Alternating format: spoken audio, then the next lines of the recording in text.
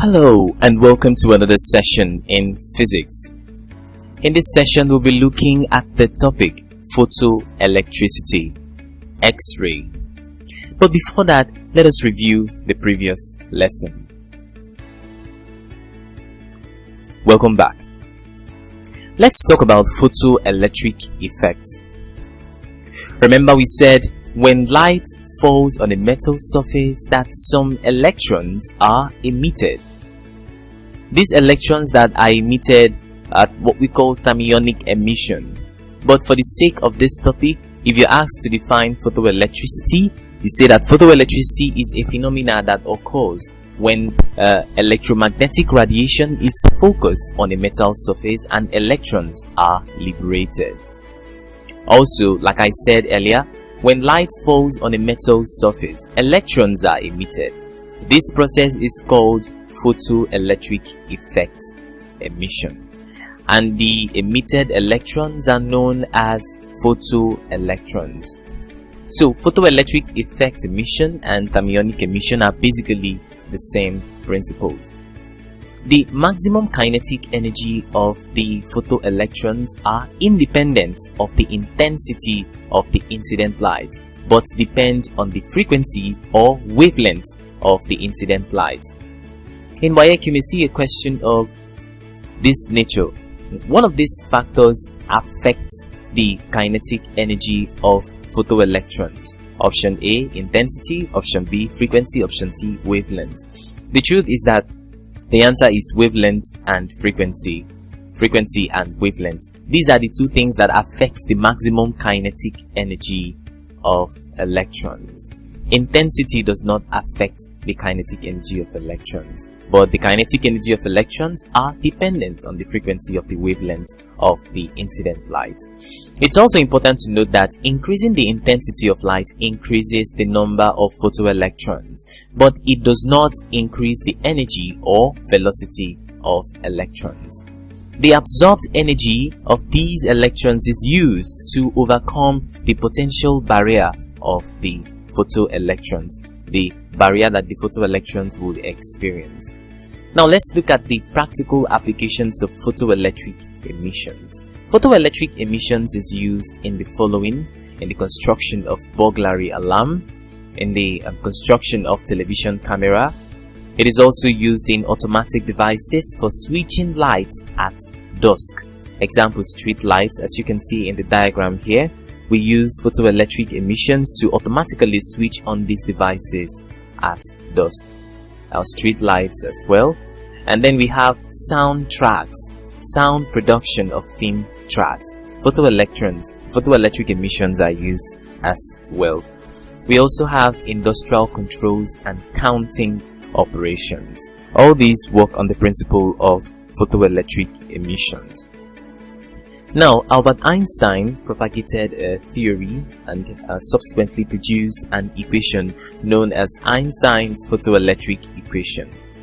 Einstein's photoelectric equation is given by energy of the photon, which is E, equal to the work function, which is this, and the kinetic energy of the photon. Kinetic energy, which is given by this as well. Also, the work or the energy possessed by the photon is given by Planck's constant times the threshold frequency. Of course, we've mentioned that altogether is the maximum kinetic energy that can be given to a photoelectron. W is the work function. Of course, W here, O is the work function. And then this is our threshold frequency.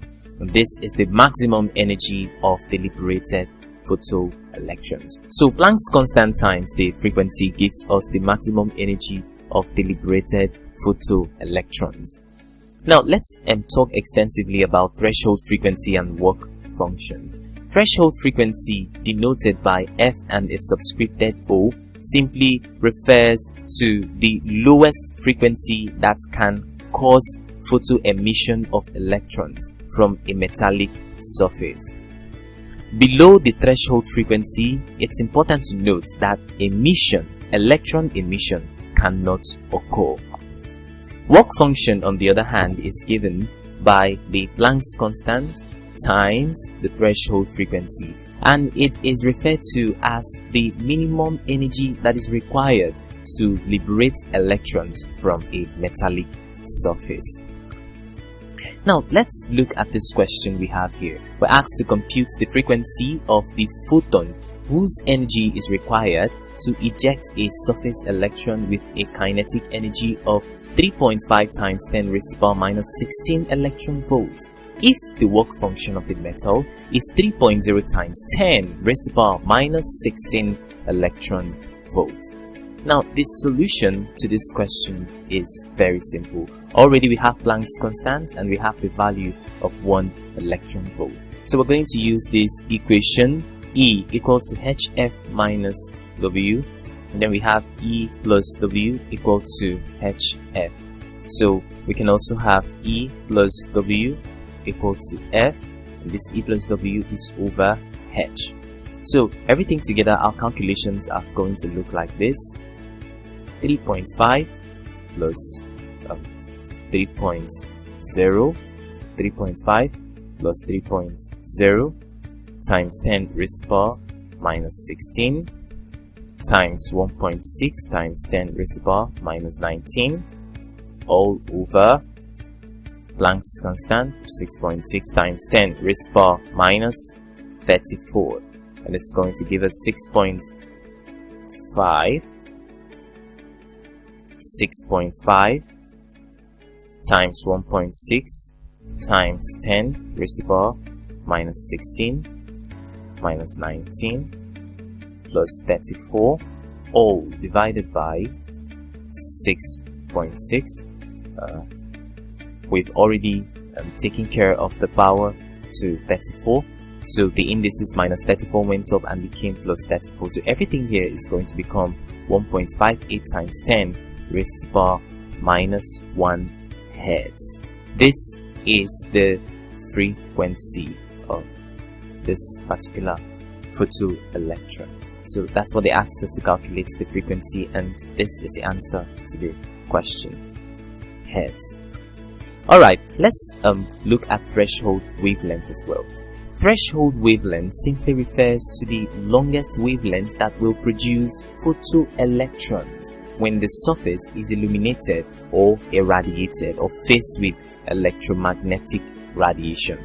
And this threshold wavelength is given through this equation: work or energy equal to Planck's constant times threshold frequency, and we have W equal to Planck's constant times speed of light over lambda, which is the wavelength. So we can make wavelength subject of the formula threshold wavelength, where we now have wavelength equal to Planck's constant times speed of light over W. This is the formula for threshold wavelength. Now let's talk about X-ray. X-ray was discovered in 1895 by Wilhelm Röntgen. X-rays are produced when thermally generated electrons from a hot filament are accelerated through a high potential difference, and they are focused on to a tungsten target where the electrons are suddenly stopped. Because of the sudden stoppage of these electrons, then rays are emitted. These rays emitted are called X-rays.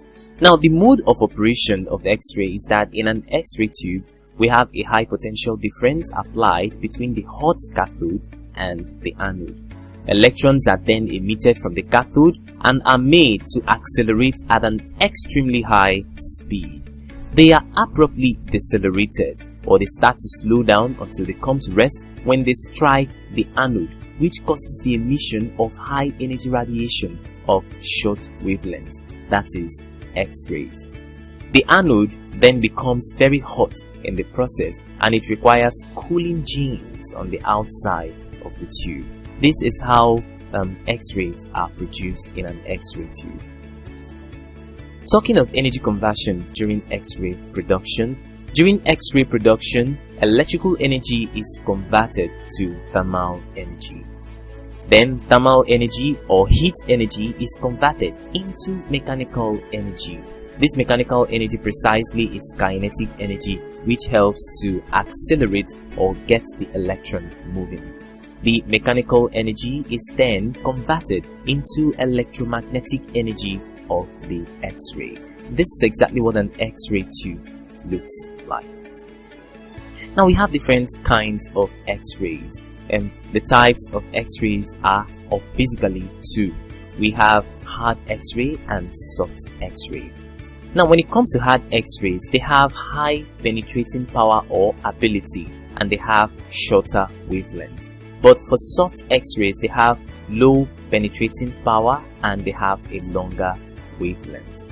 When we talk about hardness of an X-ray, we are simply referring to a measure of the strength or penetrating ability of that X-ray. And when we talk about the intensity of an X-ray, we are referring to the energy that is radiated per unit time, per unit area by the X-ray. And of course, this depends to a large extent on the current of the filament.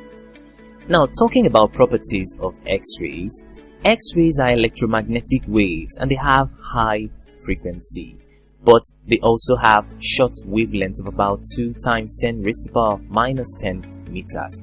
X-rays also have high penetrating power. X-rays are known to travel in a straight line. They are also not diffracted by either electric or magnetic fields. Also, they are not diffracted by crystals. They also ionize gases and they cause zinc sulfide to fluoresce. When we say fluoresce, we mean glow.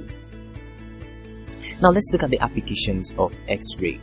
One of the applications of X-ray is that it is used to examine the body to locate broken bones. It is used to detect metals and contraband in a baggage. They are also used to detect cracks in welded joints of pipes and other materials. And they are used to investigate the crystal structure of a substance.